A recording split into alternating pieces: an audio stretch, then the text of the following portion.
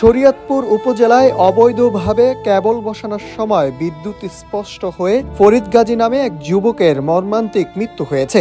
29 October সকাল 11টার দিকে শরীয়তপুর জেলার বেদেরগঞ্জ উপজেলার আনু সরকারের গ্রামে এই ঘটনাটি ঘটে।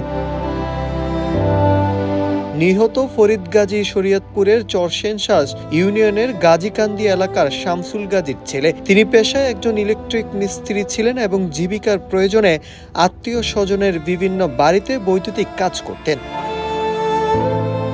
স্থানীয় সূত্রে জানা গেছে, বুধবার সকালে তিনি তার আত্মীয় শাহজালাল সর্দারের নতুন ভবনে বিদ্যুৎ সংযোগের কাজ করতে যান।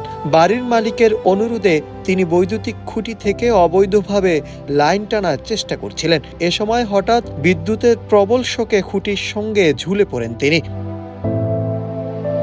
পরে স্থানীয়রা বিষয়টি দেখে আশপাশের মানুষ ও বিদ্যুৎ বিভাগের কর্মীরা দ্রুত ঘটনাস্থলে ছুটে আসেন।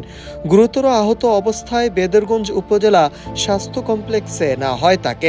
সেখানে তার অবস্থা আশঙ্কাজনক হওয়ায় চিকিৎসক তাকে শরীয়তপুর সদর হাসপাতালে পাঠান, কিন্তু হাসপাতালে নেওয়ার পথে অটোরিকশার ভিতরেই ফরিদের মৃত্যু হয়। এ বিষয়ে ইলেকট্রিশিয়ান আবুল হোসেন বলেন, এই কাজটি সম্পূর্ণ অবৈধ ছিল।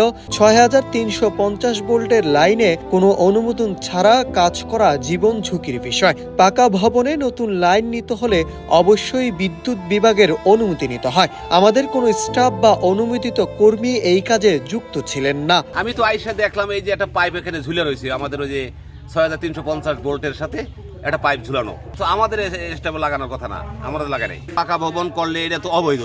আমাদের অফিসকে ইনফরমেশন দিয়ে তারপর করতে হবে।